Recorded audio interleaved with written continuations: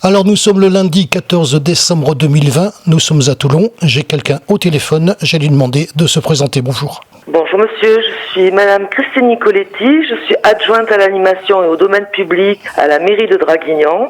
Je suis là pour vous parler des animations de 2020.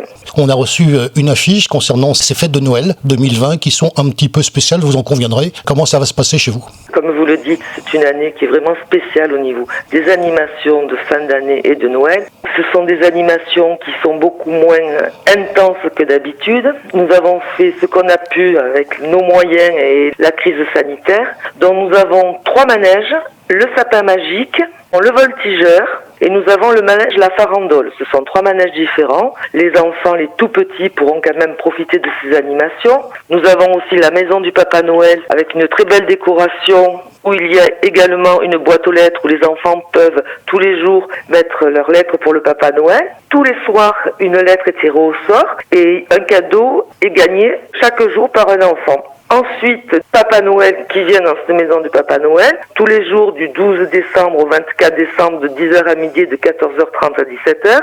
Le week-end, nous avons le samedi et le dimanche des troupes musicales déambulatrices qui sont dans toute la ville, dans le centre-ville. Et nous avons, depuis peu de jours, on a su que nous avions l'autorisation du préfet du Var, nous faisons un marché de Noël du vendredi 18 décembre au jeudi 24 décembre, qui sera ouvert de 9h30 à 18h, 19h. De toute façon, comme nous allons être obligés de fermer à 20h, on rentre dans le cadre. Les années précédentes, nous avions un marché de Noël qui était sous tente. Tous les soirs, il y avait des animations, il y avait des apéros-concerts. Bien entendu, cette année, ce n'est pas possible. Nous avons cette année également, on a voulu faire plaisir aux enfants de la ville, vu que malgré tout, Noël, c'est une ville pour les enfants. Nous avons donc fait cadeau aux écoles primaires et maternelles. Pour les écoles maternelles, 1307 tickets gratuits de manège et pour les écoles primaires, 2331 tickets gratuits qui seront distribués par les instituteurs de toutes ces classes. Nous avons aussi créé le calendrier de l'Avent numérique avec plus de 500 lots à gagner chaque jour. Des lots qui ont été donnés par des comités d'agglo, par la mairie, par des commerçants. Beaucoup de personnes ont participé à cet événement. Je leur remercie d'ailleurs, j'en profite. Alors très bien, moi je vous ai écouté. Est-ce qu'on peut avoir quelques détails concernant votre marché de Noël ? Combien d'exposants et dans quel domaine ? Oui, bien entendu. Comme je vous l'ai dit, nous avons appris le 8 décembre que le préfet du Var acceptait qu'on puisse faire un petit marché de Noël. Donc il a fallu faire très rapidement contacter les personnes qui pouvaient être intéressées. À ce jour, nous sommes à une 30aine de stands. Donc ce sont des stands vraiment artisanaux. Nous avons voulu un marché de Noël quand même de qualité. Il y a de l'alimentaire, il y a des cadeaux de Noël, il y a des artisans, des gens, des créateurs de bijoux, des créateurs de sacs. Ce sont que des artisans et des créateurs. Nous avons sélectionné la qualité.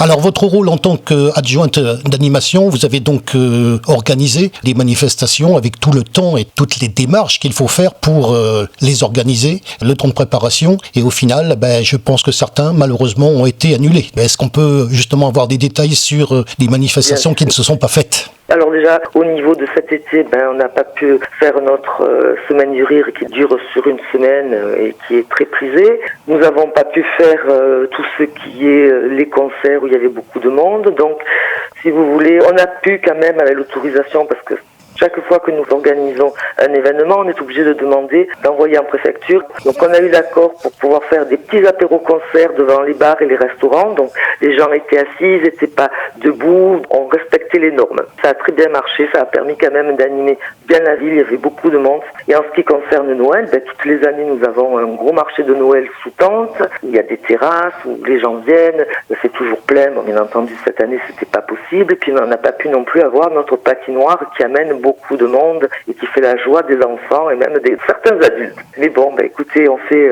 comme on peut, c'est une année exceptionnelle et j'espère que l'année prochaine, on n'y pensera plus et qu'on pourra refaire comme les années d'avant.